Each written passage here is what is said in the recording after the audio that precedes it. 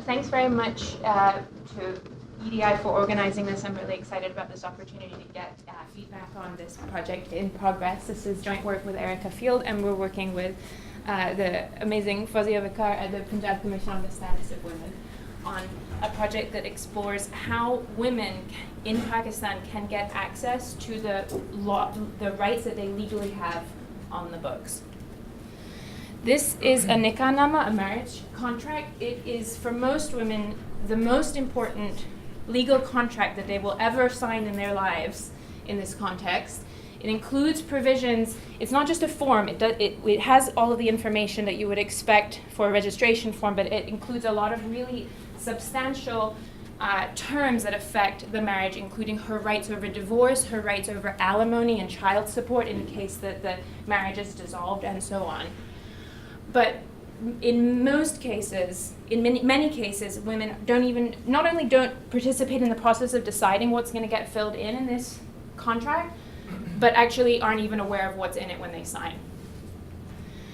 The person who actually conducts the marriage is often the same person who registers the marriage registrar. That person is a low-level kind of government official who is not a full-time government employee, but has to be registered by the state. That registrar plays a really important role in determining what's going to get filled in that contract, and basically determining the terms of the marriage, which is going to define, in many cases, the rest of her life.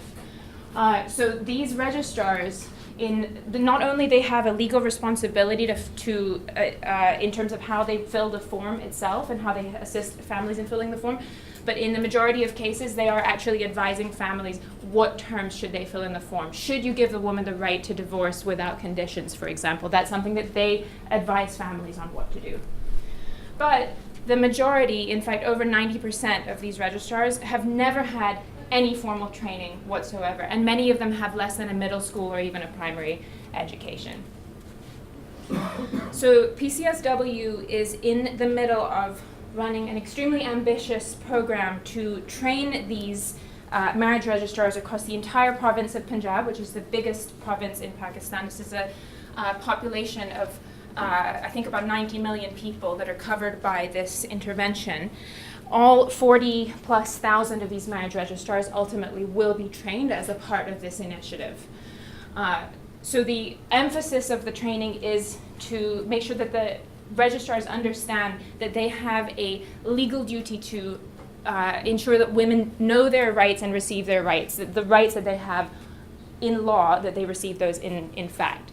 There's also a big emphasis in the training on the potential punishments for registrars who violate the law, which hadn't been something that they were very aware of in the past.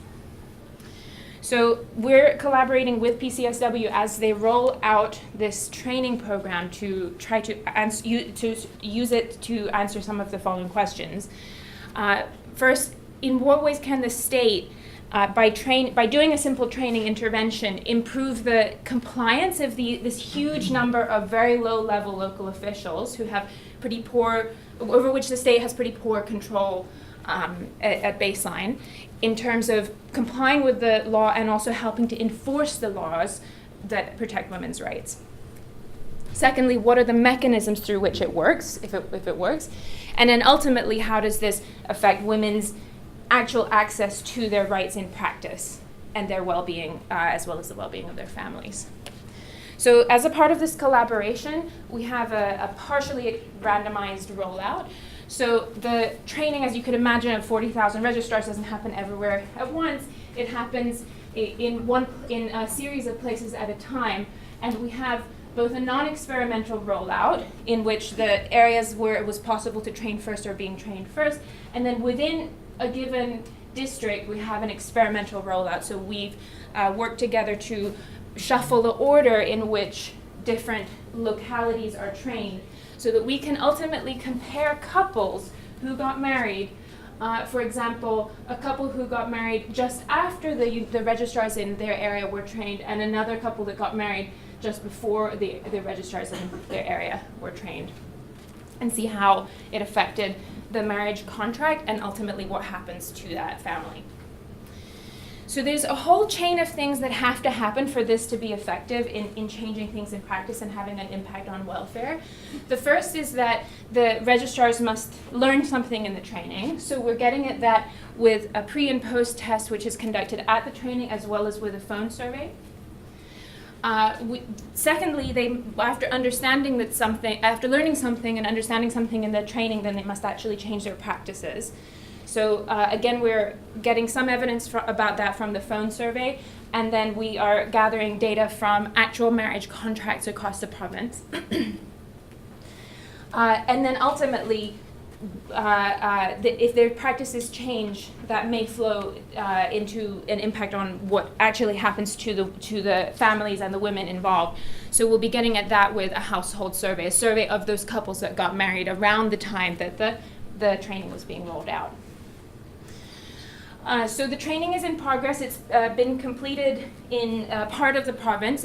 More than half of the province training has been completed, and it's ongoing this fall. What we're seeing is that basically the baseline level of knowledge is extremely poor, as you might expect from the fact that they never had any training. This is just a percentage of correct answers on a test that was devised by the designers of the training on the laws that relate to the registrar's job. So at baseline, they're getting on average about half of the questions right and half wrong. And after the training, we see a pretty substantial increase in their score. We have preliminary results from the randomized rollout, which show that the training did actually cause this significant increase in knowledge, especially on some areas that we think of as being really crucial to these legal rights and making sure that they get enforced in fact, including the requirement for consent, the penalty for forced marriage of a woman, and who owns the gifts which are given at the time of marriage, which are often a pretty substantial amount worth a pretty substantial amount of money and can be a really important financial asset going forward. In the phone survey, we've also asked the participants about their intent to practice. So what do they have in mind for the next time that they conduct a marriage? What do they plan to do? So we should take those results with a grain of salt, because there can definitely be reporting bias. They know what they may anticipate what they think that we want them to say, but at least at a minimum we are seeing that they do change what they say that they're going to do in the next time that they conduct a marriage, in terms of advising the couples the families to give the woman the right of delegated divorce, so an uninhibited divorce right, and crucially to check whether the bride understood the terms of the contract before she signs it. So going forward, we of course want to take this beyond self-reports and triangulate this with information from other sources.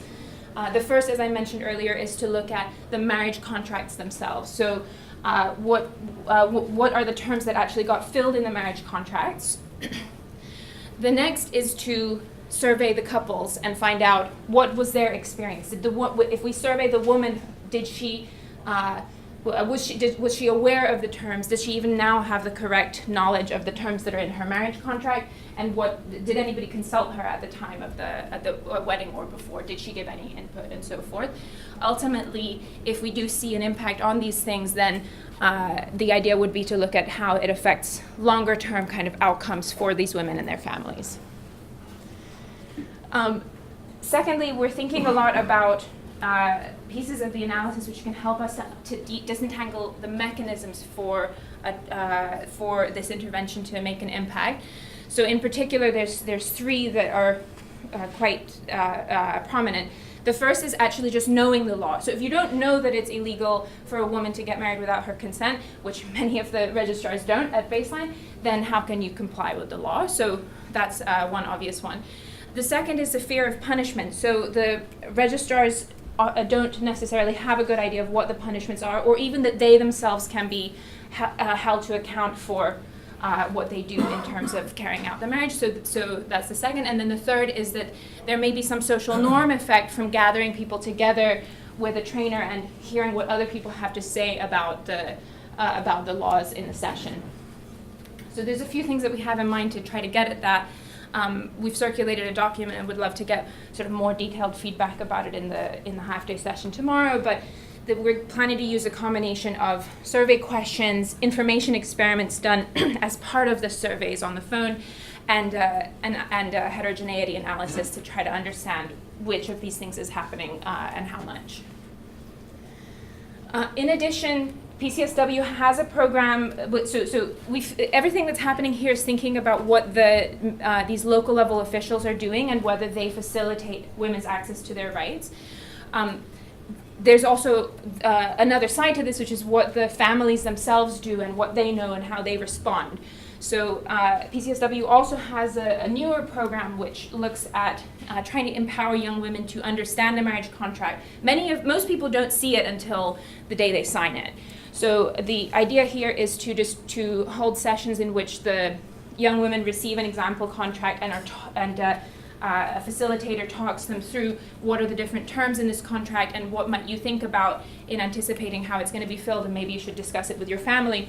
So we're discussing building that into the impact evaluation as well, so that we can speak to this issue of how what the government official does and what the family does, and what kind of information the woman in question has, how those two things interact.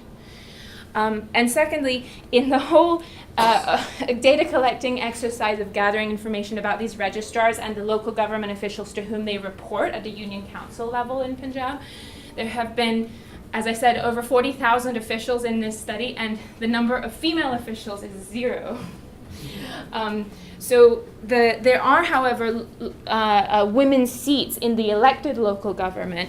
So there's the possibility kind of on the horizon of looking at working with these women union councillors to make the local government more accessible to women. It's a very gender segregated society. It can be difficult for a female constituent to approach a male government official, and so there may be scope for doing something in that space as well. And again, looking at how those things complement each other, looking at the different, all of the different sort of things that have to be in place for a woman to actually get the rights that she has legally on the books.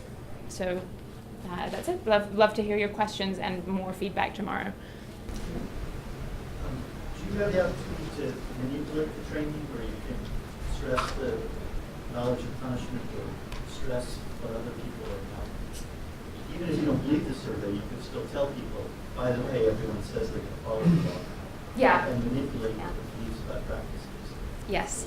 So are you able to do that? Yeah, so we're not doing that in the training itself, but that's what I sort of mentioned extremely briefly, that we're planning to use information experiments in the phone survey. So that's one of the idea there is to kind of activate each of these 3 mechanisms through doing the same sort of thing, but in that piece on the phone, which is more under the direct management of the researchers, and then we don't have to try to control what every trainer does on a large scale. Yeah. So just wondering, I guess, one on the timing of the kinds of outcomes you can observe. Yeah. The example you gave, it seems to be a few weeks before the entire research is done. Secondly, more kind of maybe drawing inspiration from some work that Andy and Corey in Tanzania on the price of empowerment. Basically, they find that giving very small financial incentives in the short term can lead to potentially very progressive legal change in their case in terms of protecting for spouses. Right. So just wondering if maybe for the next GPI finance experiment that you layer on this, that I'm sure Fawzia wants to take on with the rest of Pakistan, would you maybe think about like inducing more progressive change in the actual substance of the contracts rather than just leaving it? Yeah. No, I mean, so I think that one of the things that's so on the second question, one of the things that's come out of this project as a whole, like the registrar training project as a whole, is a lot of thinking about how the contract might be changed. Taking that on is definitely a much bigger political task, I think, than running the training program, but I think it's very important and worth considering. What was the first point was about? Timing. The timing, yes. So the nice thing about the timing here is that although, yes, you're right, that it's over a fairly short period of time that the rollout is happening. The non-experimental rollout spans over a year. It's about a year and a half.